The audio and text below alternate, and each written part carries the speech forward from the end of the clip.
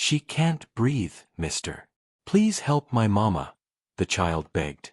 The child appeared in the road like a ghost made flesh, small hands waving frantically at the approaching headlights. Marcus slammed his brakes, dust clouds swirling around his pickup truck as the tires skidded against gravel. The child ran toward his window, face streaked with tears, cutting clean lines through layers of dirt and sweat. Mister, please help my mama. She can't breathe.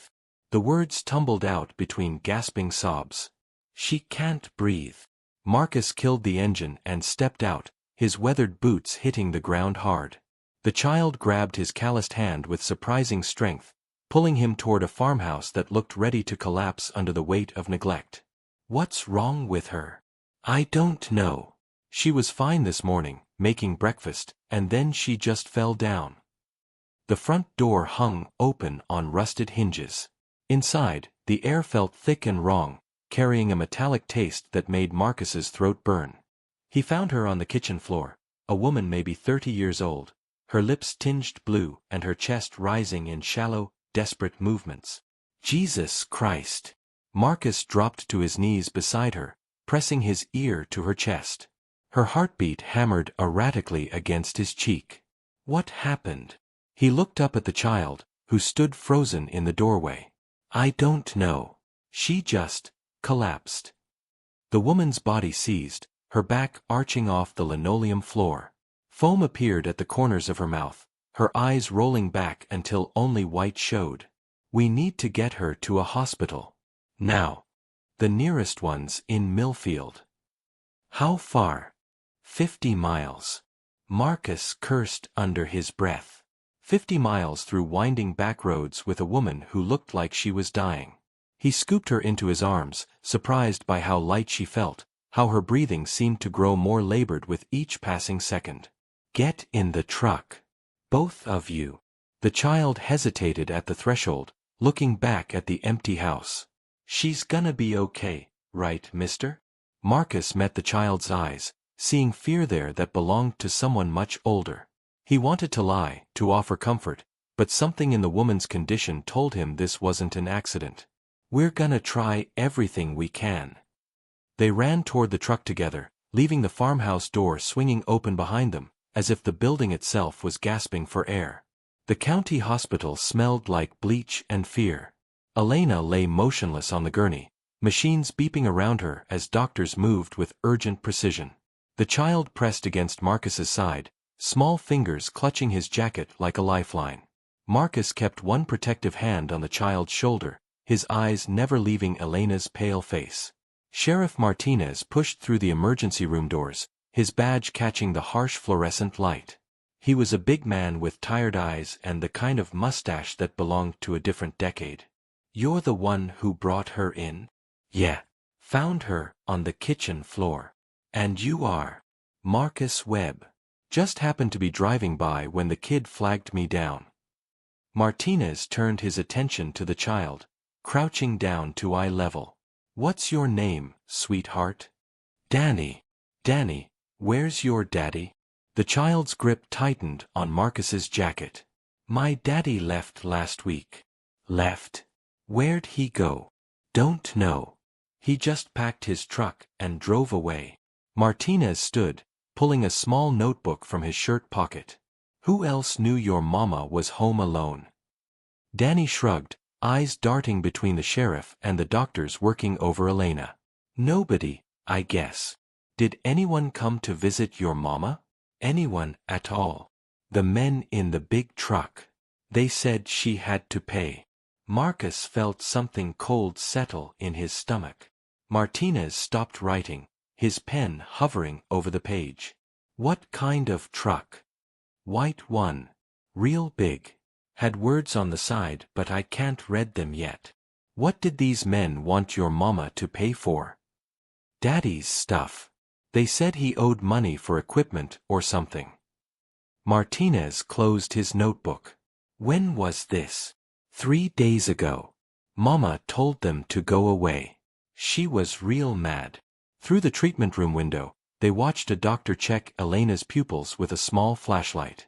Her breathing remained shallow, mechanical. House smelled funny when I got there, Marcus said quietly. Chemical-like. Martinez's jaw tightened. Funny how. Like something burning. But nothing was on fire. Elena's eyes opened to the sterile white ceiling of the hospital room. Her throat felt raw, like she'd been swallowing broken glass. Memories crashed back in jagged fragments, each one sharper than the last. The taste of coffee that morning.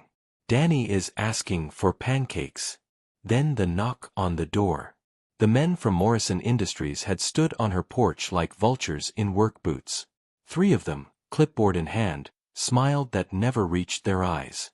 They claimed her dead husband owed money for drilling equipment. Big money. Equipment she'd never seen. Ma'am, we need to discuss your late husband's outstanding debts. Tommy never borrowed anything from Morrison Industries. According to our records, he signed for a hydraulic drill system last spring. That's impossible. Tommy's been dead 8 months. The lead contractor, a thin man with yellowed teeth, had adjusted his cap and tried again. We're prepared to settle this matter quietly. Sign over the property, and we'll call it even. Elena had felt her blood turn cold. They wanted the land? Marcus sat beside her hospital bed now, his weathered face creased with worry. What land? Everything. The house, the well, all of it. Elena's voice came out as a whisper. I told them over my dead body. That might be what they're counting on, Marcus said grimly. Danny appeared in the doorway, still clutching a juice box the nurses had given him. Mama, you're awake. Elena reached out, her hand shaking, and Danny rushed to her side. Baby, tell me about the barn. You said something about smoke. Danny's face scrunched up in concentration.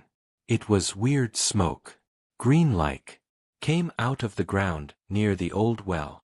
Elena felt pieces clicking into place, forming a picture she didn't want to see. The coffee tasted wrong. The way her head had started spinning right after the men left. How her legs had given out in the kitchen. They poisoned me. Who poisoned you? Marcus leaned forward. Morrison Industries.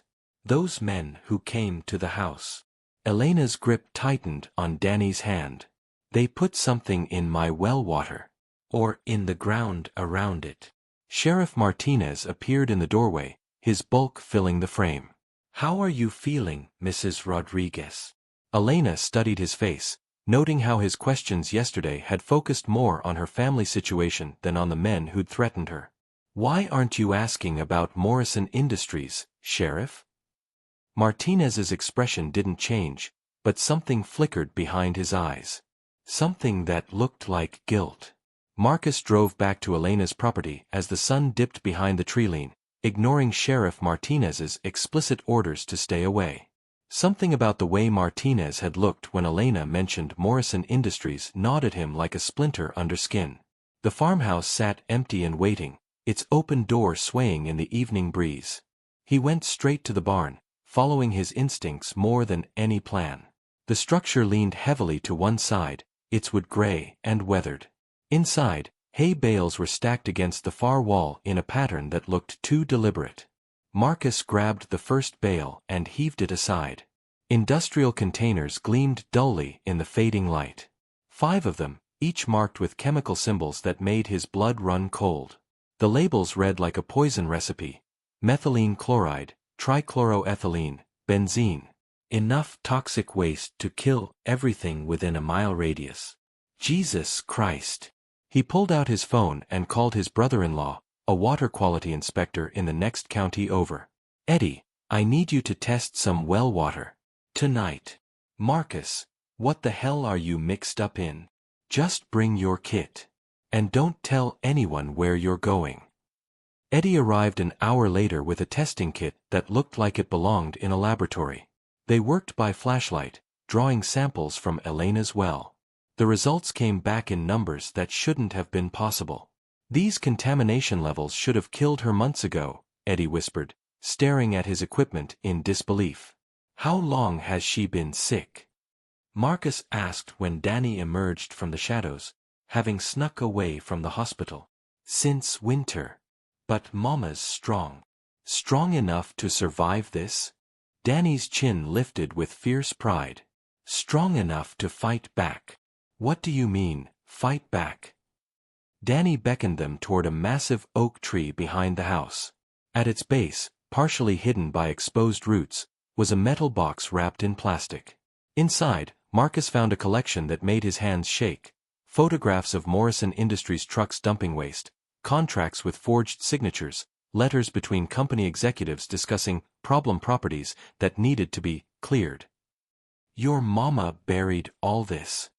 She said if anything happened to her, someone would need to know the truth. Marcus flipped through document after document. Morrison Industries hadn't just poisoned Elena. They'd been systematically contaminating wells across the county, slowly sickening families until they were desperate enough to sell their land for pennies on the dollar. How many families? Danny counted on small fingers. Mama said 12. Maybe more. Marcus looked back toward the barn, where poison containers sat hidden like time bombs. Elena hadn't just survived their murder attempt. She'd been gathering evidence, building a case while her body fought against toxins that should have killed her. She'd been preparing for war. Elena pulled herself upright in the hospital bed when Sheriff Martinez entered her room the next morning.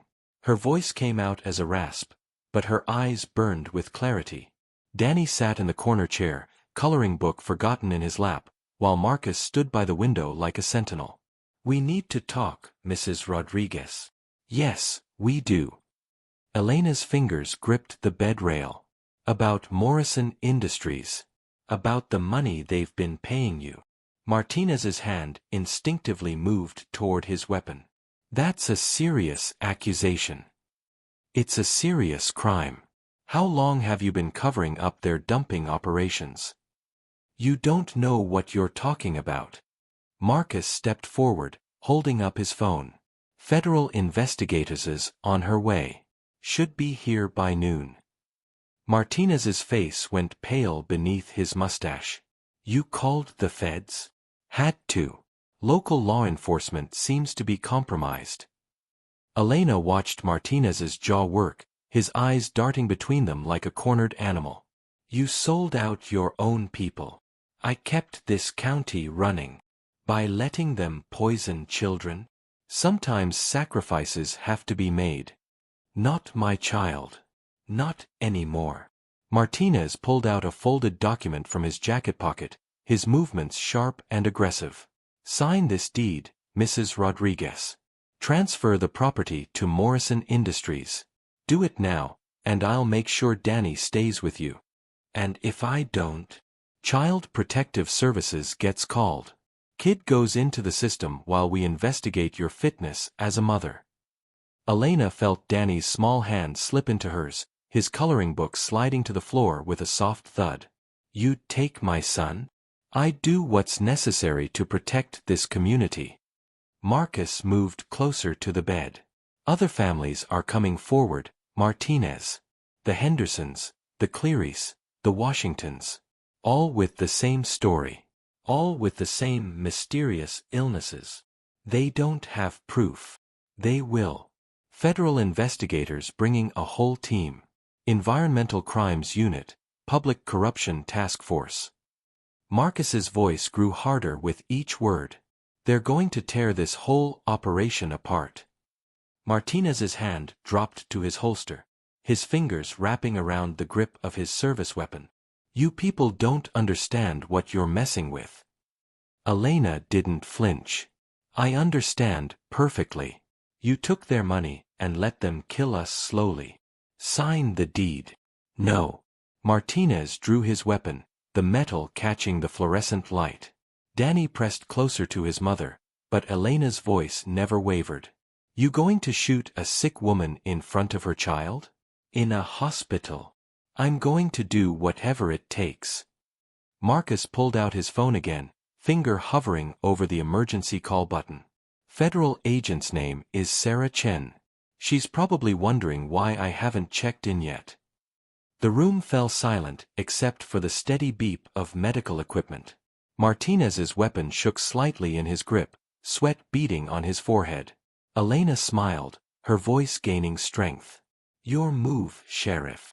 Federal Agent Sarah Chen arrived with a convoy of white SUVs that kicked up dust clouds on the county road. Elena sat in the passenger seat of the lead vehicle, still weak but determined, while Danny pressed his face against the window beside her. Marcus followed in his pickup truck, leading the caravan toward Morrison Industries' main dumping site.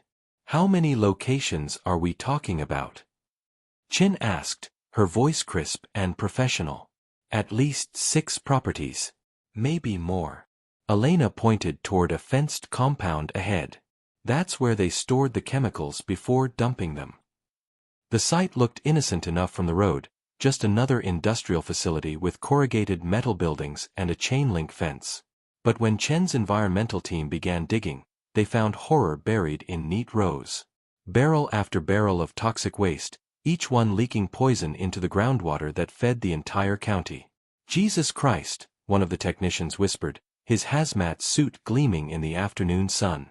Elena watched from a safe distance as more families arrived. The Hendersons brought medical records showing their daughter's mysterious illness. The Clearys had photos of their dead livestock. The Washingtons carried water samples that glowed an unnatural green under laboratory lights. Mrs. Rodriguez inspired us, Martha Henderson said, her voice shaking with emotion. If she could stand up to them while dying, we could find our courage too. Chen coordinated arrests across 3 counties. Sheriff Martinez was taken into custody outside the courthouse, his badge and weapon stripped away as news cameras rolled. Morrison Industries executives were perp-walked out of their corporate offices in handcuffs, their expensive suits wrinkled and their faces pale with shock. Elena found herself at the center of a legal storm that would reshape environmental law in rural communities. Lawyers flew in from big cities, offering to represent the growing class action lawsuit that now included over 40 families.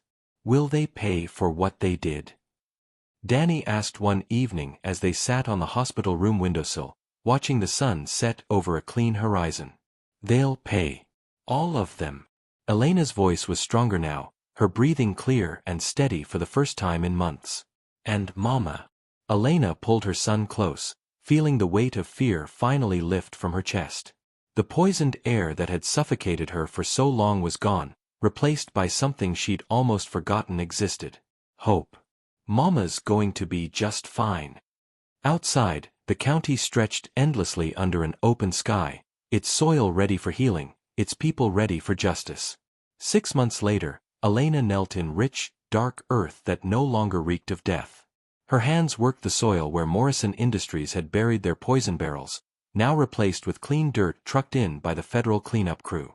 Wildflower seeds scattered between her fingers like tiny promises of renewal.